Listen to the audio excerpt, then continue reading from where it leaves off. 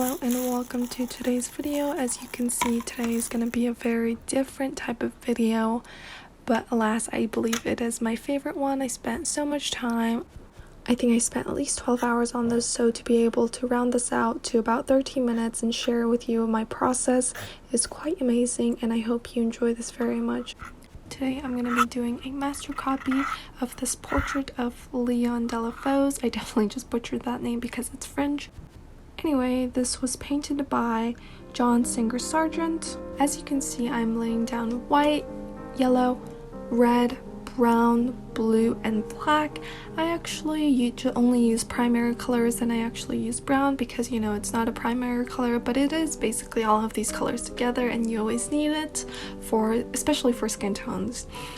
And as you can see in this last clip, last stroke, I use a lot of white, especially when I'm painting people, and so there's me adding a bunch of white at the end because I'm like, oh no, I didn't add enough white.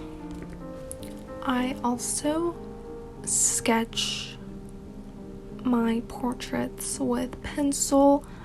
Now, from what I've seen on YouTube is where I gather a lot of the knowledge I have about painting.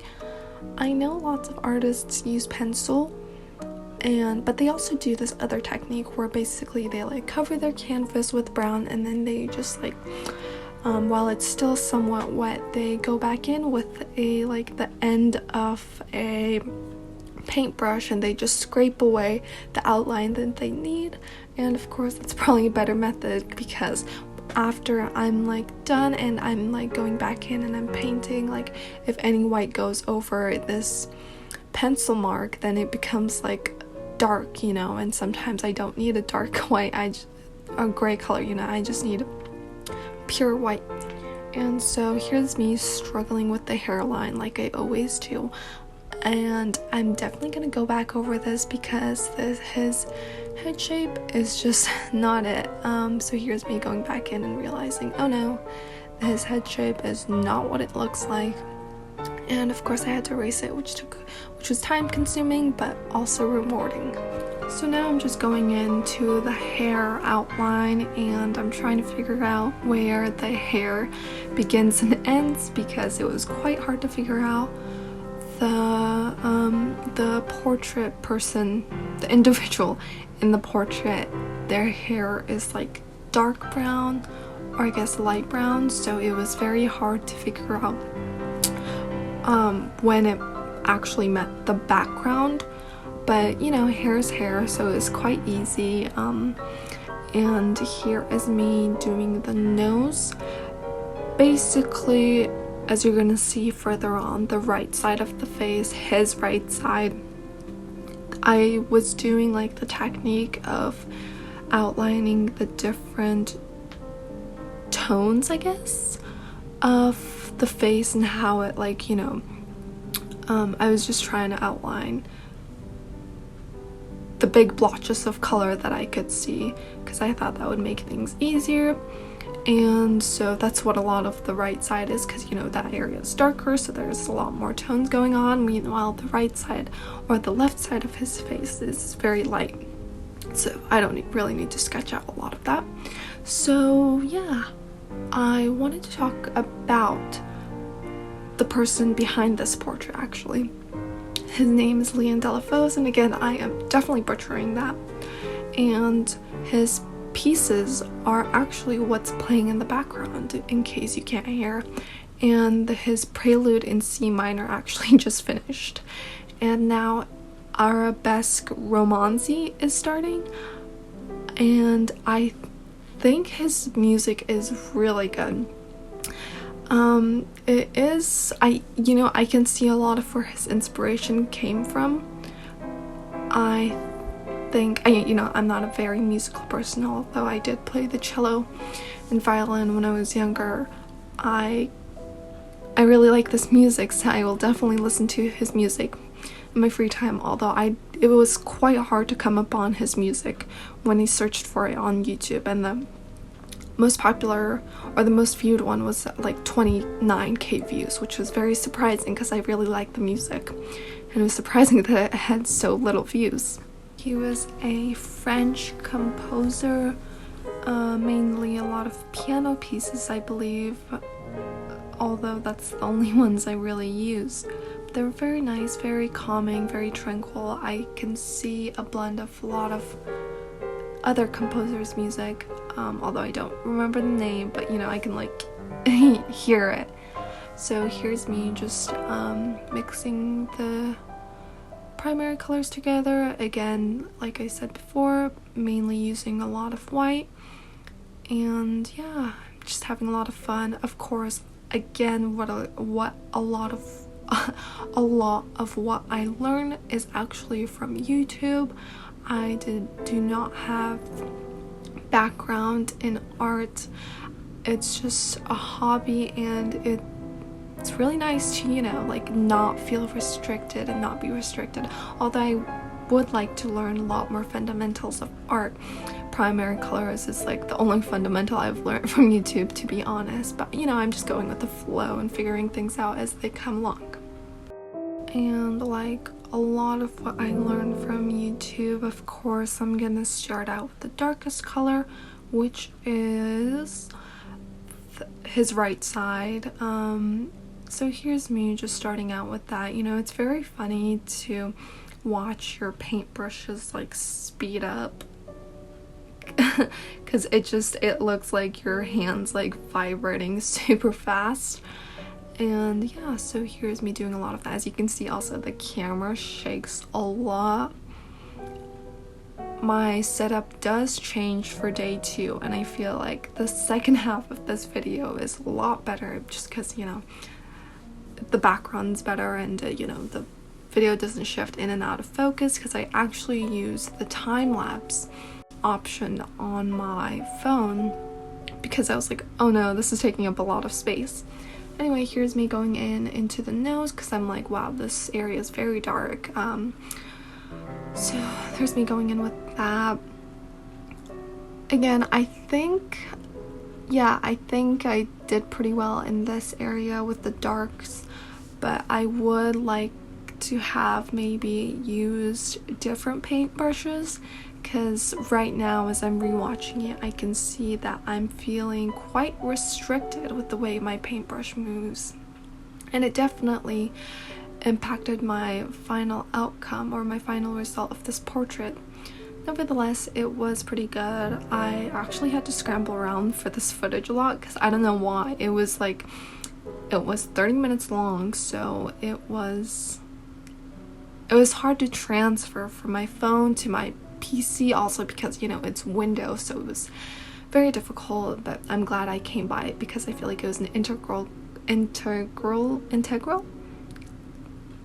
piece of this.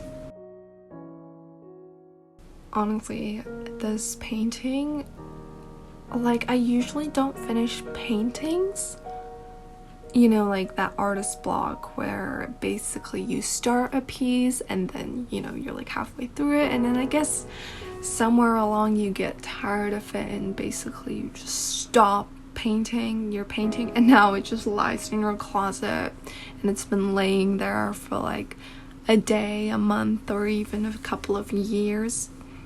I'm really surprised it didn't happen with me on this piece. I'm not so sure why, but it was very interesting that I came back to this on day 2 and continued to paint. So perhaps it might have had something to do with the fact that I was recording, but still, it was very interesting.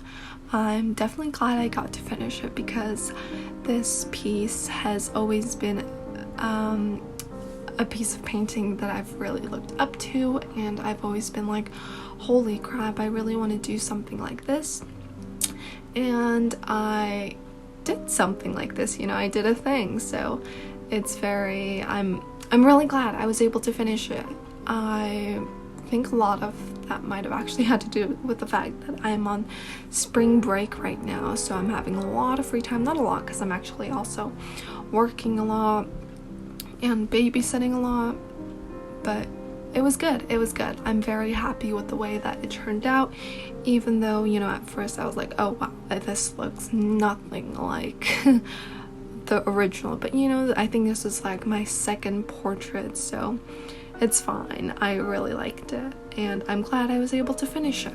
I don't know if I'm gonna take this as like an excuse or as an inspirational thing, but apparently Da Vinci spent 4 years on the Mona Lisa. And when I heard this, I was like, wait, what? 4 years? Holy crap, that's a really long time. At first, I heard the rumor. And like I said, this is just a rumor, because it was not true, that he spent like 12 years or 14 years on just her lips. And I was like, that is very absurd. I don't think that's real. So I fact checked that, and you know, in fact, that was not true. So here's me getting started with day 2. As you can see, my setup has drastically changed. I think the setup was a lot better. I basically just taped a white piece of paper at the back end of the table that I was doing this on. And as you can see, I'm just going back in and I'm touching up a lot of the mistakes I guess I did the day before. And I'm just fixing those, and as you can see, I definitely had to change the eyes. I felt like the eyes were too slanted, and so here's me just going back into that. Yeah, I'm still not satisfied with the eyes, but you know, I don't think a piece of art is truly ever finished, because you know, after you're done with it and you look back at it and you're just like, wow, I definitely need to change that, you know. I don't think that ever really stops. And so yeah, I'm basically done with the face for now. I'm just adding in a couple more shadows here and there. Now I believe I'm gonna start working on the ears, and eventually, oh no, I decided to start on the hair. Okay, interesting change of pace. The hair was very interesting to do. This is not the final product for the hair. You're gonna see later that I went back and fixed it, and the hair definitely turned out much better after I went back and fixed it. And here's me working on this man's shirt thing. And yeah, so I decided to do the lips this day, and the lips were definitely way too red, or you know, pinkish. I wish I would have added more brown to it, but that's alright. Now this painting truly didn't turn around until I added that black background, and here's me starting on that. This is a very satisfying process for me to go back and watch, because as I was doing that, I was like, yep, this is gonna be very, very, very satisfying. And so here's me going back into the hair and just fixing that up, and I was definitely 100 times more satisfied with the way the hair looks after doing the background. So if I were to give my past me advice, I would just say, maybe, you know, start with the background and then do the hair.